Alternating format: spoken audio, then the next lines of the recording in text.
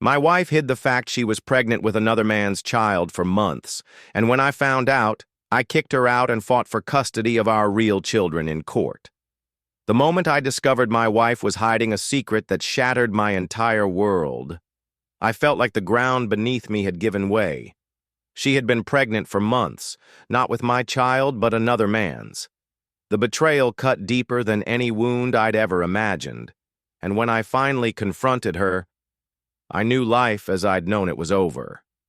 I kicked her out, and what followed was a battle for custody of our real children, a fight that would consume every part of me. My name is Jake. I'm 32 years old, living in a quiet suburb outside of Chicago, trying to piece together the fragments of a life that suddenly felt so broken. My wife Emma and I had built what I thought was a strong marriage, a partnership filled with love, trust, and shared dreams. We had two beautiful kids, Sarah and Liam, who meant everything to me. But cracks had started to appear. Small things at first. Emma becoming distant, late nights at work she couldn't explain, phone calls she'd quickly end or hide when I entered the room. I brushed off my doubts, telling myself everyone deserves a little privacy, that stress from work might be getting to her. But beneath the surface, a storm was brewing. One evening, as I looked through her phone, something I swore I'd never do, I found messages that didn't belong to me, conversations filled with affection, plans, and even ultrasound appointments. My heart stopped. How could she keep this from me? How could she carry the weight of another man's child and lie to my face? The anger and confusion roared inside me. I confronted her, expecting tears, explanations, maybe even a plea for forgiveness. Instead, I was met with silence, then cold indifference. She packed her bags that night and left our home. I was left alone, overwhelmed by shock and disbelief, trying to understand what had just happened. But as the dust settled, another fight began. The fight for custody. I wasn't just battling for my rights as a father. I was fighting to protect my children from a world that had suddenly become foreign and frightening. Emma's secret wasn't just a betrayal to me. It threatened the foundation of our family, and I knew I had to stand firm, no matter how painful. That night, as I sat in the empty house, I wondered how someone I loved could betray me so completely. The silence was deafening, and my mind raced with questions I couldn't answer. This was just the beginning of a long, painful journey, and I wasn't sure if I was ready for what lay ahead. The shock of discovering Emma's secret lingered like a dark cloud over every moment that followed. I tried to act normal, to keep things together for Sarah and Liam, but inside, I was unraveling. Pretending nothing had changed felt like a cruel joke I was forcing myself to play. Every smile I offered to my kids was a mask hiding the storm brewing beneath.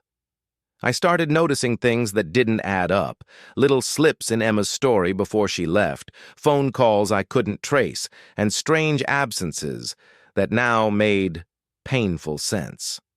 Memories that once seemed innocent were now sharp reminders of deception. Like the day she claimed to be at a work conference, but I later found out there was no event scheduled.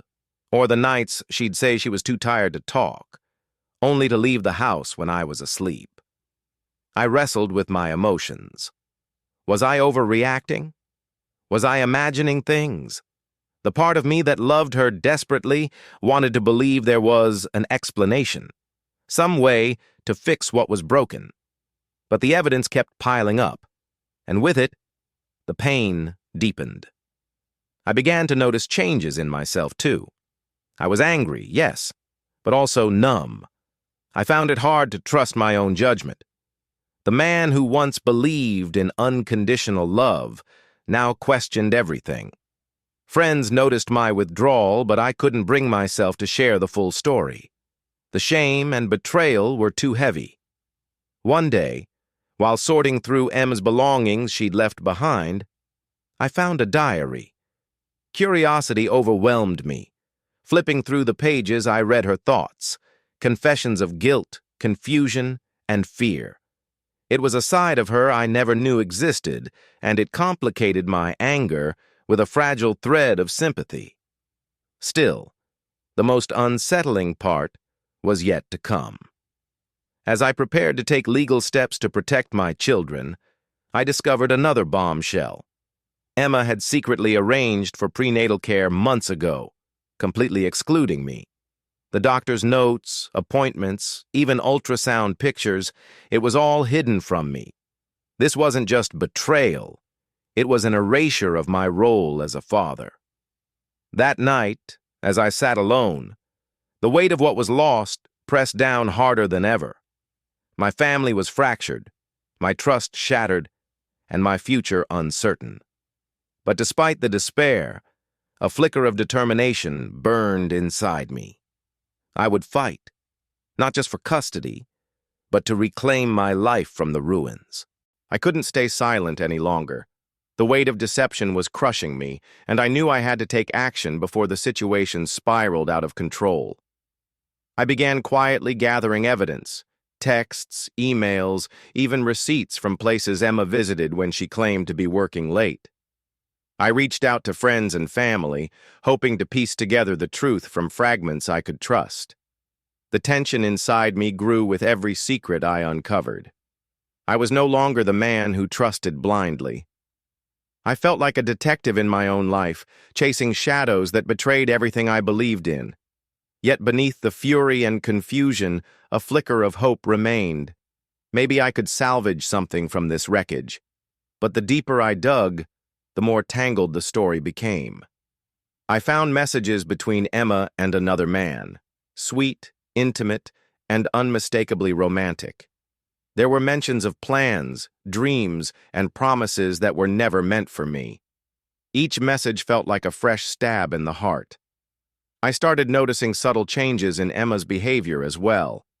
When I confronted her, she avoided eye contact, stumbled over her words, or simply stayed silent.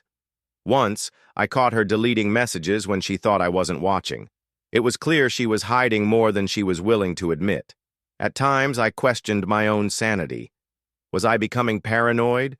Was this all just a misunderstanding? But then came the night I found a call log, hours spent talking to someone whose name I didn't recognize. When I pressed her about it, she refused to explain.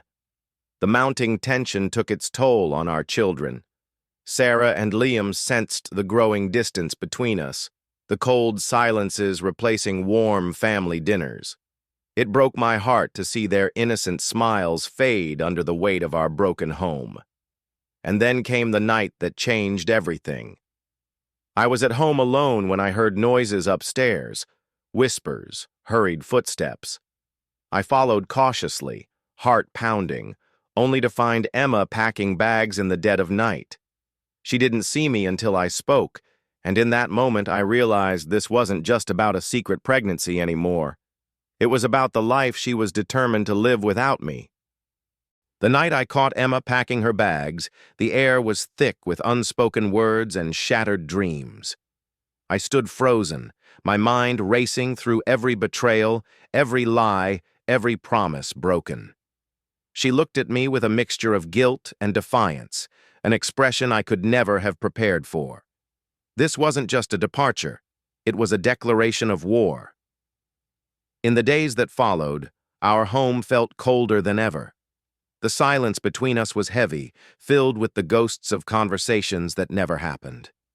I tried reaching out, searching for any sign of the woman I once loved, but all I found were closed doors and unanswered texts.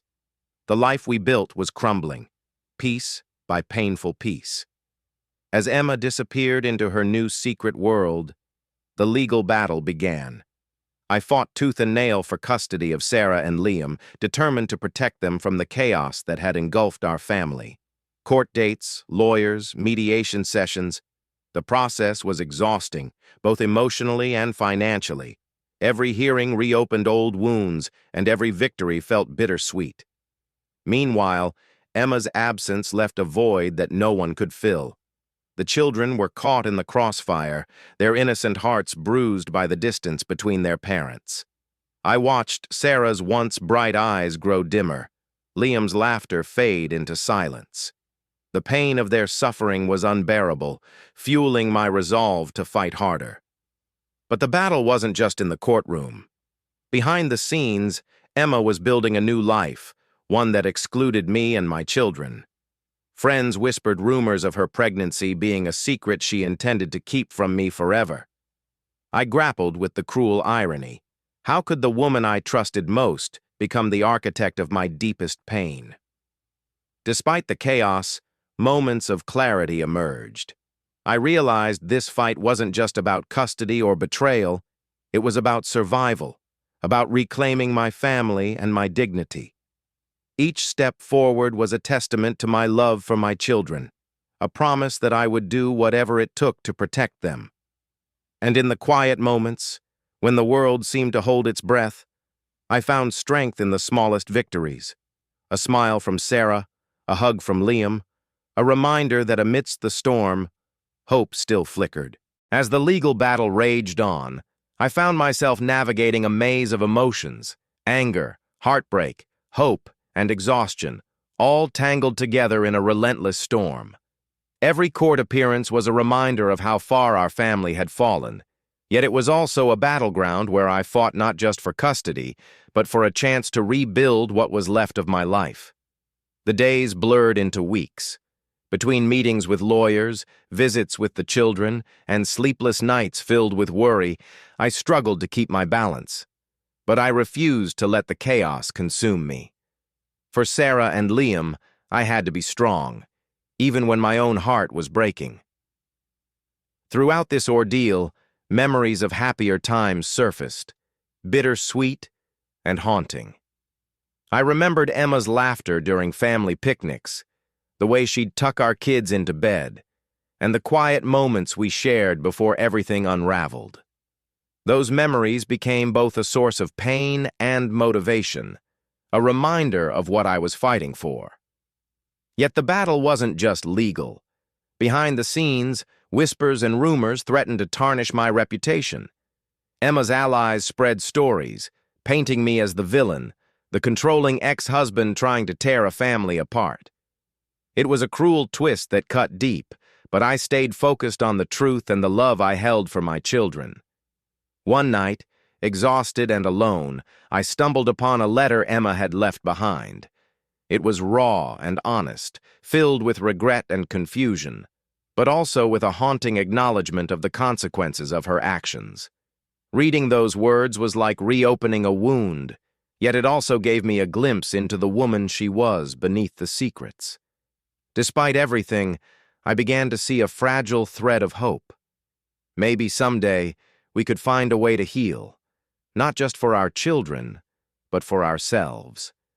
The road ahead was uncertain and fraught with pain, but I was no longer just a victim. I was a father determined to protect his family and reclaim his future. Starting over wasn't just a change of address, it was a complete upheaval of my world. I left the home filled with memories, both beautiful and painful, and moved to a city where no one knew my story. The silence of my new apartment was deafening, but it was also a blank canvas, a chance to rebuild without the shadows of betrayal hanging over me. The loneliness hit harder than I expected.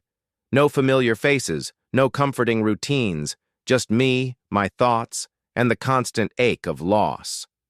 Nights were the hardest. I'd lie awake, haunted by the laughter of my children echoing in my mind, and the image of Emma carrying a secret that tore our family apart.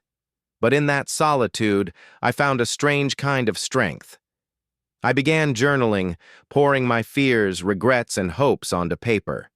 Writing became my therapy, a way to make sense of the chaos inside me. Each word was a step toward healing, a declaration that I wouldn't let this betrayal define me. Yet even as I tried to move forward, the past wasn't ready to let go. Debt collectors called relentlessly. Loans Emma had taken in my name were now my burden. Every call, Every letter was a reminder that the consequences of her actions followed me like a shadow. Then, out of nowhere, an email arrived that shook me to my core. It was from Emma. No apologies, no explanations, just a chilling message. "I know where you are." The words sent a shiver down my spine. Was she watching me? Was this a warning or a plea?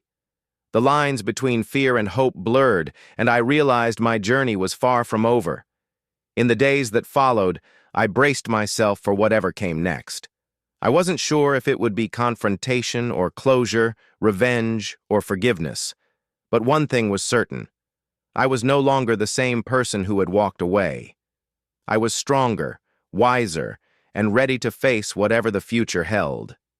Facing Emma again felt like stepping into a storm I had spent months trying to avoid.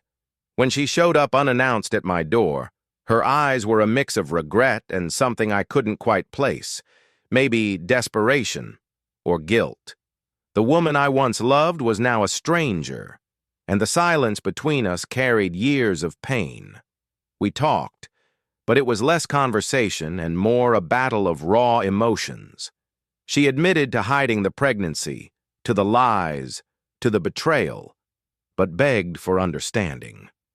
Her words were heavy with regret, but also desperation to salvage what little remained. I struggled to reconcile the woman I thought I knew with the reality before me. The weight of our shared past, the shattered family, and the lives caught in between hung over us like a storm cloud. Friends and family took sides, turning what was once a private heartbreak into a public spectacle. I found myself isolated, battling not only Emma, but the whispers and judgments that followed. Yet, amidst the chaos, a strange clarity emerged. I realized this was no longer about who was right or wrong. It was about healing, about choosing who I wanted to be despite the pain. Forgiveness wasn't a gift for her. It was a gift I needed to give myself to move forward. The turning point came when she handed me a letter, a raw apology filled with truths I hadn't heard before. It shook me to my core. Could I forgive? Could we find a way back from this? That night, alone with my thoughts, I understood that healing wouldn't erase the past. It would only teach me how to live with it and, maybe someday, find peace. The dust had barely settled, but the emptiness was overwhelming. After everything, the lies, the fights, the betrayals, I was left with a hollow silence that echoed louder than any noise. My new apartment felt less like a fresh start and more like a prison built from memories I couldn't escape. I found myself scrolling through old photos and messages, trying to make sense of a life that once seemed so full of promise.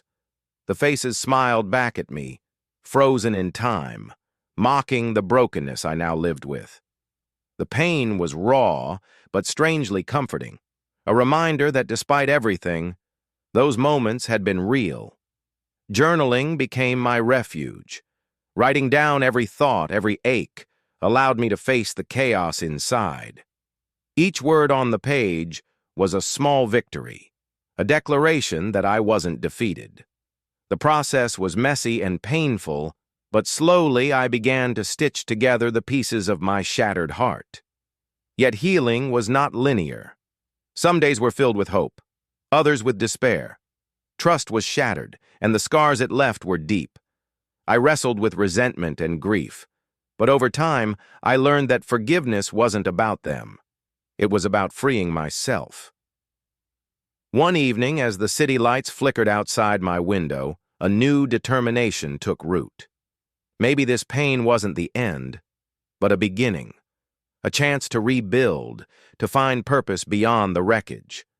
I wasn't the same person who had left that broken home. I was stronger, tempered by fire, ready to face whatever came next. As I reflect on everything that has happened, I realize my story is far from over. The pain, betrayal, and heartbreak have shaped me in ways I never expected. I find myself writing a letter, not to anyone else, but to the person I was and the person I am becoming. If I could go back, I would still take that path, I write, because it made me who I am today, stronger, wiser, and more determined than ever. I've learned that not all wounds heal, and some scars are meant to remind us of our resilience. I don't have all the answers, and the future is still uncertain. But there is a quiet acceptance in my heart, a recognition that life's complexities cannot always be neatly resolved. Sometimes all you can do is keep moving forward, even when the road is dark and winding. There are moments when the past creeps back in, dreams haunted by memories, shadows of old fears. But instead of fear, I meet them with calm strength. I know now that healing is a journey, not a destination. As I close the letter, I feel a sense of peace.